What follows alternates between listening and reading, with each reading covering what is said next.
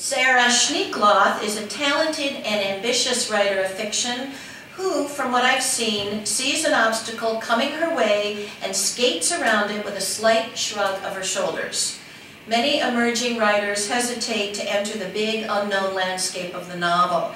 Sarah has taken it on with gusto, harnessing her skill and imagination to carry her forward. Hello, I am Sarah Schneekloth, and I would also like to echo what Marina said and thank our teachers for everything. This is a small section of a short story that I've written, and the little bit of knowledge that you need before it is that a father has grabbed his son and said, "Grab your swim trunks, let's go." And the son is about to find out where they're going. "We're going to Delman's Dive," the father said. At this, Miles' hands dropped into his lap as he turned his entire body in his seat to look at his father, whose smile was fully exposed. "You've heard of it then? It's real? As real as the tar these tires are traveling on, son." Miles was used to his father's odd sayings. "And you've been there, with the namesake himself.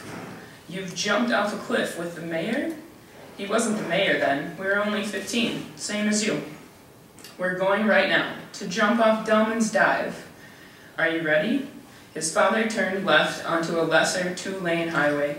There weren't cornfields here, just pastures of grass and the occasional lonely tree.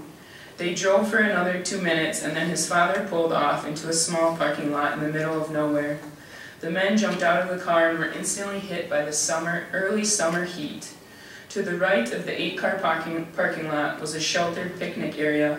Miles recognized it as the same ones from their city park. "This way," his father said, walking away from the picnic area towards a small cluster of trees.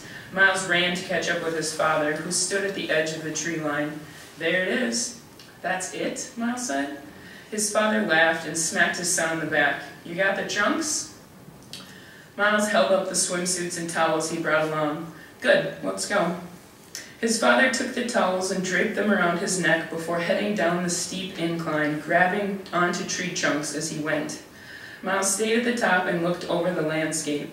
The trees were thick all the way around the small pool, except off to his right, where a red granite wall stood as tall as his house. The trees' shade hid the water from sunlight, making it look dark and murky as it sat completely still, not a hint of a wave splashing against the granite wall. The pool was almost perfectly round, not more than 30 feet wide. "What's keeping you?" his father yelled from the edge of the water. He'd climbed all the way down as Miles took in the scene. Miles quickly headed down the slope, grabbing trunks for stability as he went. About halfway down, he fell on his butt and skidded down the hill. He dug his heels into the dirt to stop himself. His father's laughter echoed strangely over the water, off the cliff, and back again. It took them a few minutes to get down the hill and walk to the other side of the water. "Let's leave our clothes here," his father said. They stripped down to nothing and slipped on their swim trunks that were now covered in dirt from Miles's fall. He followed his father up an even steeper climb to the left of the cliff. Miles had to test every grip before trusting it with his weight. At the top were fields of knee-high yellow grass as far as Miles could see. The grass swayed in the light breeze. It felt good against his skin, dripping with sweat and dirt from the climb. His father was already headed down a path in the grass that had long ago been stomped into dirt. The narrow trail was the only sign Miles had seen that suggested people had been here before. It led to an uneven granite floor that halted abruptly. Straight down was the pool of water, looking even smaller from above, their clothes lying in a heap on the opposite side. Miles felt hands grab his shoulders from behind and shake him towards the edge. He gasped as he was forced to take a step forward, toes hanging off the edge, and stumbled backward right into his father's arms. Miles punched him in the arm harder than he'd meant, but his father only laughed as he grabbed it with the opposite hand. "You first," his father said, holding an open palm towards the drop-off. "No way, you first." "Afraid?" "No." Miles made sure he was standing at full height, which had just passed up his father this winter. His father smiled slightly and nodded. He looked proud. "Let's jump together then." "How high is it?" "Not more than 20 feet, his father said. "Are you sure the water's deep enough? When was the last time you did this?" "I'm sure, son," and he grabbed his hand. Miles was surprised by the instant calm it brought him. After a moment, he squeezed back. "Okay," Miles said. "On 3. 1. They took 3 steps forward until their toes were inches from the edge. 2. Miles took a deep breath and glanced quickly at his father, who was watching him. 3. They jumped.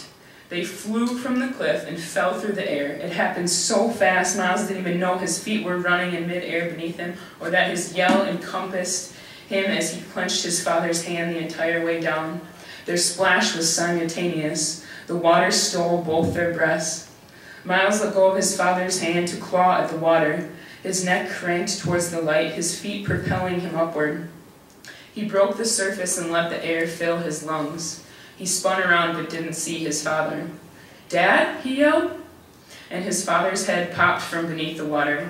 He shook and water flung off his hair. He yelled like a small Indian boy dancing around a campfire. Their laughter sailed over the water and echoed off the rocky cliff, making it sound like there was an entire group of men laughing.